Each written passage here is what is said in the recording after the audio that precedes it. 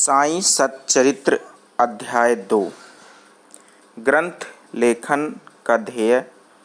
कार्यारंभ में असमर्थता और साहस। गर्मागर्म बहस। अर्थपूर्ण उपाधि। हेमाड पंत गुरु की आवश्यकता। गत अध्याय में ग्रंथकार ने अपने मौलिक ग्रंथ श्री साईं सच्चरित्र मराठी भाषा में उन कारणों पर प्रकाश डाला था जिनके द्वारा उन्हें ग्रंथ रचना के कार्य को आरंभ करने की प्रेरणा मिली। अब वे ग्रंथ पठन के योग्य अधिकारियों तथा अन्य विषयों का इस अध्याय में विवेचन करते हैं। ग्रंथ लेखन का हेतु। किस प्रकार विसूचिका हैजा के रोग के प्रकोप को आटा पिसवाकर तथा उसको ग्राम के बाहर फेंकवाकर रोका तथा उसका उन्मूलन किया, बाबा की इस लीला का प्रथम अध्याय में वर्णन किया जा चुका है। मैंने और भी लीलाएं सुनी हैं जिसे मेरे हृदय को अति आनंद हुआ और यही आनंद का स्रोत काव्य रूप में प्रकट हुआ। मैंने यह भी सोचा कि इन महान आश्चर्यजनक लीलाओं का वर्णन बाबा के भक्तों के लिए मनोरंजक एवं शिक्षाप्रद सिद्ध होगा तथा उनके पाप समूल नष्ट हो जाएंगे। इसलिए मैंने बाबा की पवित्र जीवन गाथा और उनके मधुर उपदेशों का लेखन प्रारंभ कर दिया। श्री साईं की जीवनी ना तो उलझन पूर्ण है और न संकीर्ण है, वरन सत्य और आध्यात्मिक मार्ग का वास्तविक दिग्दर्शन कराती है। कार्य आरंभ करने में असमर्थता और साहस। श्री हेमाड पंत को यह विचार आया कि मैं इस कार्य के लिए उपयुक्त पात्र नहीं हूँ। मैं तो अपने परम मित्र की जीवनी से भी भली भांति परिचित नहीं हूँ और न ही अपनी प्रकृति से। तब फिर मुझ सरीखा मूढ़मती भला एक महान संत पुरुष की जीवनी लिखने का दुस्साहस कैसे कर सकता है। अवतारों की प्रवृत्ति के वर्णन में वेद भी अपनी असमर्थता प्रकट करते हैं। किसी संत का चरित्र समझने के लिए स्वयं को पहले संत होना नितांत आवश्यक है। फिर मैं तो उनका गुणगान करने के सर्वथा अयोग्य ही हूँ। संत की जीवनी लिखने में एक महान साहस की आवश्यकता है और कहीं ऐसा न हो कि चार लोगों के समक्ष हास्य का पात्र बनना पड़े। इसलिए श्री साईं बाबा की कृपा प्राप्त करने के लिए मैं ईश्वर से प्रार्थना करने लगा। महाराष्ट्र के संत श्रेष्ठ श्री ज्ञानेश्वर महाराज का कथन है कि संत चरित्र के रचयिता से परमात्मा अति प्रसन्न होता है। तुलसीदास जी ने भी कहा है कि साधु चरित शुभ से सरिस कपासु, निरस विशद गुण मय फल जासु, जो सही दुख पर छिद्र दुरावा, वंदनीय जहि जग जस पावा। भक्तों को भी संतों की सेवा करने की इच्छा बनी रहती है। संतों की कार्य पूर्ण करा लेने की प्रणाली भी विचित्र है। यथार्थ प्रेरणा तो संत ही किया करते हैं, भक्त तो निमित्त मात्र या कहिए कि कार्य पूर्ति के लिए एम यंत्र मात्र हैं। उदाहरणार्थ सन शक संवत 1700 में कवि महीपति को संत चरित्र लेखन की प्रेरणा हुई। ईश्वर ने संतों में अंतः प्रेरणा पैदा की और कार्य पूर्ण हो गया। इसी प्रकार शक संवत 1800 में श्री दासगढ़ु की सेवा स्वीकार हुई। महीपति ने 4 काव्य रचे, भक्त विजय, संत विजय, भक्त लीलामृत और संत लीलामृत, और दासगढ़ु ने केवल 2, भक्त लीलामृत और संत कथामृत, जिसमें आधुनिक संतों के चरित्र का वर्णन है। भक्त लीलामृत के अध्याय 31, 32 और 33 तथा संत कथामृत के 57वें अध्याय में श्री साईं बाबा की मधुर जीवनी तथा मूल्य उपदेशों का वर्णन सुंदर एवं रोचक ढंग से किया गया है। इनका उदाहरण श्री साईं लीला पत्रिका के अंक 11, 12, 17 में दिया गया है। पाठकों से इनके पठन का अनुरोध है। इसी प्रकार श्री साईं बाबा की अद्भुत लीलाओं का वर्णन एक बहुत सुंदर छोटी सी पुस्तिका श्री साईनाथ भजन माला में किया गया है। इसकी रचना बांद्रा की श्रीमती सावित्रीबाई रघुनाथ तेंदुलकर ने की है। श्री दासगढ़ु महाराज ने भी श्री साईं बाबा पर कई मधुर कविताओं की रचना की है। एक और भक्त अमीदास भवानी मेहता ने भी बाबा की कुछ कथाओं को गुजराती में प्रकाशित किया है। साईं प्रभा नामक पत्रिका में भी कुछ लीलाएं शिरडी के दक्षिणा भिक्षा संस्थान द्वारा प्रकाशित की गई हैं। अब प्रश्न यह उठता है कि जब श्री साईनाथ महाराज के जीवन पर प्रकाश डालने वाला इतना साहित्य उपलब्ध है, फिर और एक ग्रंथ साईं सच्चरित्र रचने की आवश्यकता ही कहाँ पैदा होती है।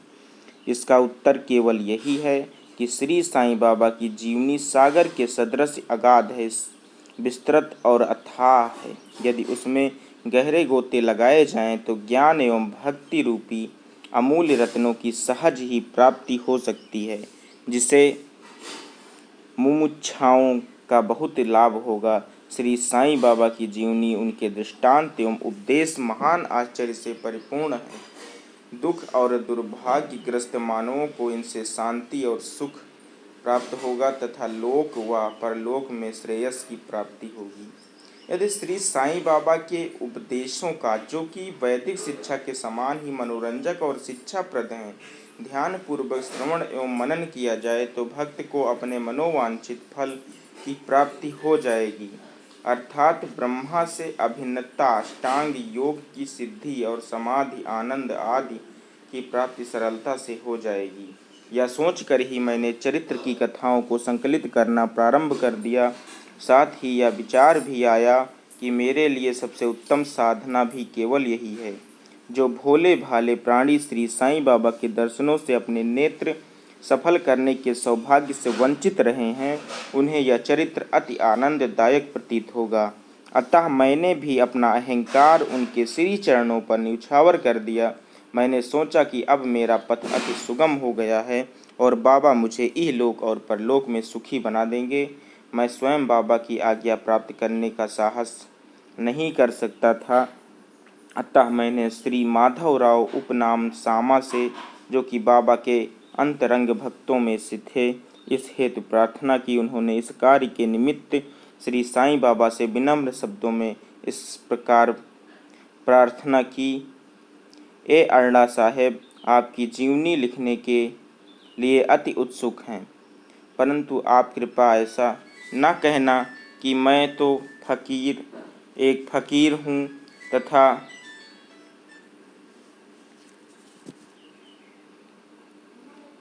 मेरी जीवनी लिखने की आवश्यकता ही क्या है।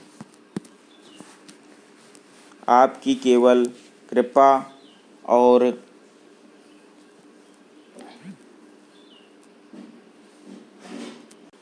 अनुमति से ही लिख सकेंगे, अथवा आपके श्री चरणों का पूर्ण प्रताप ही इस कार्य को सफल बना देगा। आपकी अनुमति तथा आशीर्वाद के अभाव में कोई भी कार्य यशस्वी नहीं हो सकता। यह प्रार्थना सुनकर बाबा को दया आ गई। उन्होंने आश्वासन और उदी देकर अपना वरद हस्त मेरे मस्तक पर रखा और कहने लगे कि इन्हें जीवनी और दृष्टांतों को एकत्रित कर लिपिबद्ध करने दो, मैं इनकी सहायता करूंगा। मैं स्वयं ही अपनी जीवनी लिखकर भक्तों की इच्छा पूर्ण करूंगा, परंतु इनको अपना अहम त्याग कर मेरी शरण में आना चाहिए। जो अपने जीवन में इस प्रकार आचरण करते हैं, उसकी मैं अत्यधिक सहायता करता हूँ। मेरी जीवन कथाओं की बात तो सहज है, मैं तो इन्हें घर बैठे अनेक प्रकार से सहायता पहुँचाता हूँ। जब इनका अहम पूर्णतः नष्ट हो जाएगा और खोजने पर लेस मात्र भी न मिलेगा, तब मैं इनके अंतःकरण में प्रकट होकर स्वयं ही अपनी जीवनी लिखूँगा। मेरे चरित्र और उपदेशों के श्रवण मात्र से ही भक्तों के हृदय में श्रद्धा जागृत होकर सरलता पूर्वक आत्मा अनुभूति एवं परमानंद की प्राप्ति हो जाएगी। ग्रंथ में अपने मत का प्रतिपादन और दूसरों का खंडन तथा अन्य किसी विषय के पक्ष या विपक्ष में व्यर्थ के वाद विवाद की कुछ चेष्टा नहीं होनी चाहिए। बोलो श्री साईनाथ महाराज की जय। अर्थपूर्ण उपाधि हेमाड पंत। वाद विवाद शब्द से हमको स्मरण हो आया कि मैंने पाठकों को वचन दिया है कि हेमाड पंत उपाधि किस प्रकार प्राप्त हुई, इसका वर्णन करूंगा। मैं उसका वर्णन करता हूँ। श्री काका साहेब दीक्षित व नाना साहेब चांदोरकर मेरे अति घनिष्ठ मित्रों में से थे। उन्होंने मुझसे शिरडी जाकर श्री साईं बाबा के दर्शनों लाभ उठाने का अनुरोध किया। मैंने उन्हें वचन दिया, परंतु कुछ बाधा आ जाने के कारण मेरी शिरडी यात्रा स्थगित हो गई। मेरे एक घनिष्ठ मित्र का पुत्र लोनावाला में रोगग्रस्त हो गया था। उन्होंने सभी संभव आधिभौतिक और आध्यात्मिक उपचार किए, परंतु सभी प्रयत्न निष्फल हुए और ज्वर किसी प्रकार भी कम न हुआ।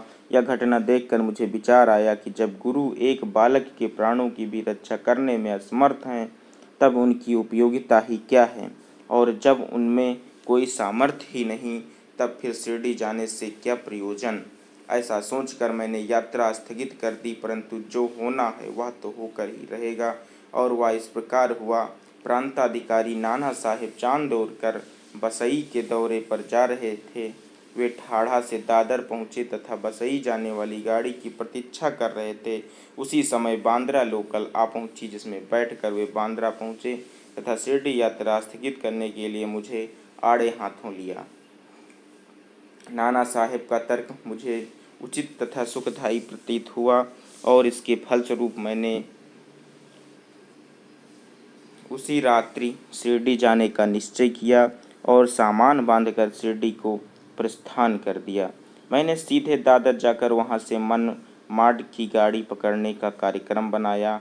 इस निश्चय के अनुसार मैंने दादर जाने वाली गाड़ी के डिब्बे में प्रवेश किया। गाड़ी छूटने ही वाली थी कि इतने में एक यवन मेरे डिब्बे में आया और मेरा सामान देखकर मुझसे मेरा गंतव्य स्थान पूछने लगा। मैंने अपना कार्यक्रम उसे बतला दिया। उसने मुझसे कहा कि मनमाड की गाड़ी दादर पर खड़ी नहीं होती, इसलिए सीधे बोरी बंदर से होकर जाओ। यदि यह एक साधारण सी घटना घटित न हुई होती तो मैं अपने कार्यक्रम के अनुसार दूसरे दिन शिरडी न पहुंच सकने के कारण अनेक प्रकार की शंका कुशंकाओं से घिर जाता, परंतु ऐसा घटना न था।